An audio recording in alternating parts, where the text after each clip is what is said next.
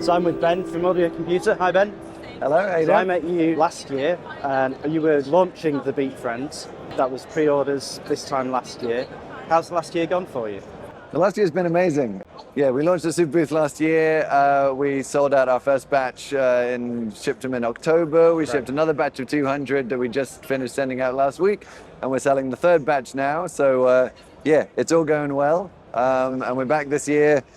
Couple of firmware updates and 12 new beats since we were here last year, but otherwise it's the same trusty machine. You sound like you've been insanely busy doing all that and also working on something new. Yeah, we've been building the batches of Beat Friends, which has been going great, but then yeah, we've also been working on a machine that has no name, called machine number 2, which we've got down here, can show you in a sec, which is a totally different thing. It's just a prototype now, so there's a lot to do on it, but it's going to be a time-stretching, looping, textural soundscaping device. Nice. Any timelines for when you're hoping to launch that one?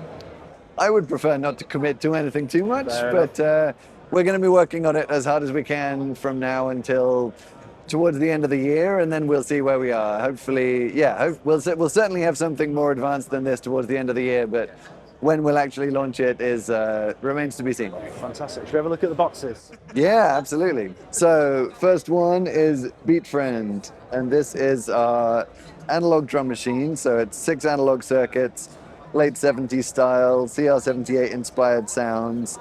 Sounds like this. It has preset beats, so there's no programming. You choose beats. We've got 37 on there at the moment, and we release new ones every once in a while. Each of the beats has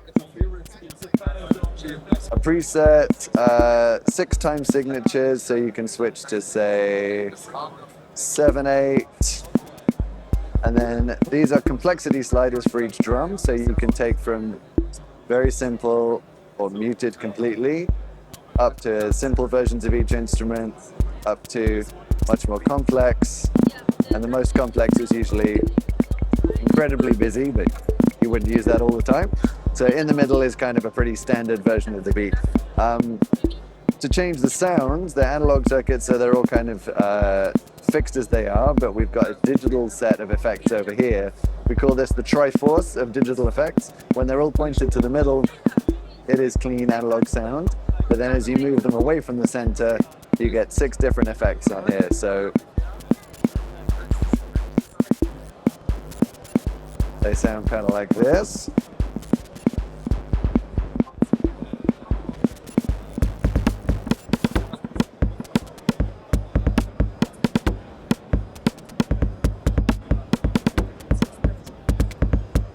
So then once you get some effects that you like, you can move over.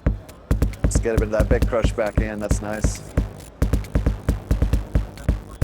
You can go over here and start playing sections, bring in different instruments. You've got a fill button up here, so you can do fills in 7/8, which is trickier than it looks. A few different patterns here.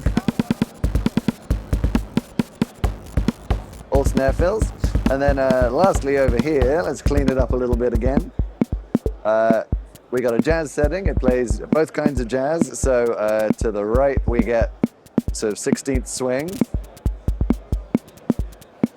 And to the left we get a sort of 8th swing, which in 7/8 is pretty weird, I gotta say. But let's switch over to 4/4 and get a real old school swing there. So there we go, that's kind of that. I can show you a couple more beats, but that is basically it. We've got lots of different styles of beats. Some of them are very retro, some of them are half retro, and some of them are much more modern. So what's your favorite one? Oh my God, that is tricky. I mean, I love the really cheesy ones, and Nick, who does most of the programming, loves the much more complicated polyrhythmic kind of ones. So one of the new ones we did called Brides and Brothers, because it's like 7 brides for 7 brothers, so it's all in 7 with polyrhythms. So this is quite a fun one. So this is in 4, but it kind of sounds like it's in 7. It goes in a really weird rhythm, and then as you bring stuff in, you get interesting cross rhythms, which is fascinating to sync up, especially with another drum machine, because yeah, it just sounds brilliant. So anyway,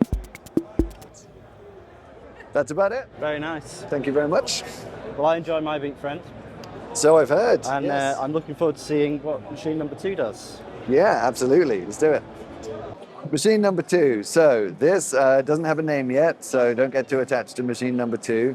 But this is a multi-loop time stretcher for textural soundscapes. Each of these is a track, like imagine a 4-track tape machine, where each sample on there just loops around forever. So you put your own sounds on here. There's going to be stereo microphones, stereo line in, SD card, so as many different ways as we can of getting sounds on there easily and quickly. It's also going to be battery powered, so the microphones are going to be really useful. Once it's recorded, it's all about time stretching. So these faders are all at the top, playing full speed, and then as you bring them down, it stretches the sound out, slows it down until you get to the middle when it's basically completely frozen. And then you keep going down and it goes in reverse and does the same thing until it's playing completely backwards at full speed. But as we know, I don't know, if anyone's played with time stretching knows that you need different time stretch algorithms to suit different source material, sometimes more percussive stuff, more tonal stuff, harmonic stuff, field recordings, they all require slightly different ways of doing things. So we've got these little buttons that have settings on them, and the middle button for each one is a algorithm selector. So we've got 5 algorithms: phase, blur, pristine, beats, and tape. All of them, apart from the tape one, keep the same pitch when they're stretching. So you load your musical stuff, it's not going to go crazy when you slow it down. You can keep everything in the same key. Right, I'm going to start playing this now. This is a combination of all 4 tracks playing at full speed at the moment. So what I'm going to do first is just mute 3 of them, keep this one playing, which is a piano. Piano sounds really good, I think. You can hear there, the blur is a bit wobbly on the piano. That's much better for sort of textural, big harmonic stuff. But pristine is beautiful on the piano because you can slow it down and it really keeps all of its character. Yeah. But you can really... That's a nice sound. You can slow it down very extremely. So that's like a really smooth time stretch, which is lovely. Then we got the other settings kind of help you mix stuff around. So you've got a volume setting for like mixing the tracks together, a pan setting. This is a setting that lets you route each track to these LFOs over here in the movement section. And then there's a wet-dry mix for routing stuff to the Triforce effects. So there's sort of global effects, but you can decide how much of each track goes through and how much is just dry. So let's find another track. This one on here has kind of field recording bird noises on it. And this one sounds great if we go to the tape algorithm, which is like a proper tape slowdown. So if you slow this one down, you can hear the pitch of the birds. Oh, yeah. Properly slowing down like that, which is nice. And it sounds like, yeah, this one's got a bit of LFO on it as well. If I put the stretch LFO here, you can hear that's really now doing something crazy with the tape. So we could turn down the depth a little bit so it's not quite so much and slow it down, and then we've got more of a kind of a slow warble, which is quite fun. Let's turn this one back on. We got a nice combination. And then these two have got more stringy, cello-y, synthy sounds on. Maybe we just turn those down a little bit. We put one left and one right. And then already we've got quite a nice selection there. So I'm going to speed up a little bit because I'm just going on and on about this now. But this is a beautiful set of sounds, and you got to think these are sounds that you know, maybe they're from a track you're recording, maybe they're something you've just like created, or you're playing them directly in from a synth or an instrument of some sort. So you can take those and then kind of slow them right down. Let's take that off there. There we go.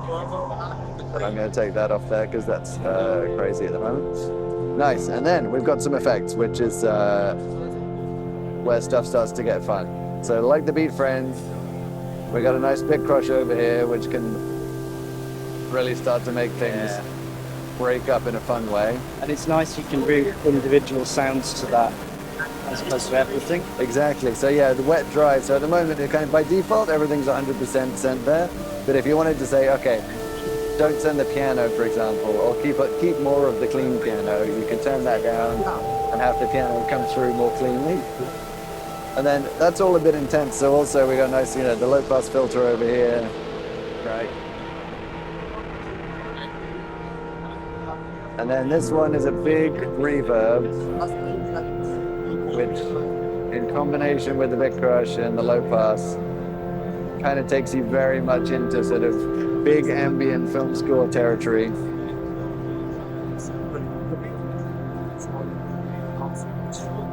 And now you just want to listen to this for a really long time.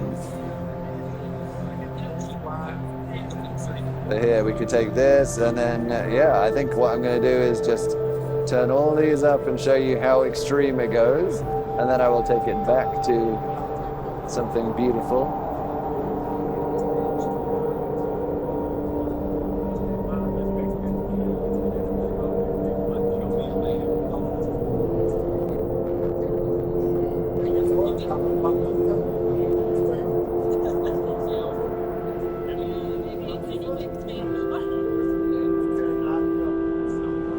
And we stop. Yeah, you can do time stretching on a computer, that's great, but having it under your hands and being able to fade stuff around and move it like that, for me, is just like a much more sort of inspiring experience and something that makes me want to make textural things. Yeah. Well, thank you. Thank you very much, Ben. Congratulations both on the success of the Beat Friends so far. Thank you very much. Also coming up with yet another idea that I think is really unique. Yeah, that's what I thought about the Beat Friend when I saw it. It's like no one else is doing this. And you've done it again. Thanks. Well, thanks for your support. It means a lot. Look forward to seeing it as a more finished version, maybe at Synthfest. Will you be there? We will be at Synthfest, yeah. And we will certainly have a more advanced version of it. I'm really interested to see how far we get. Great. Cheers. Cheers.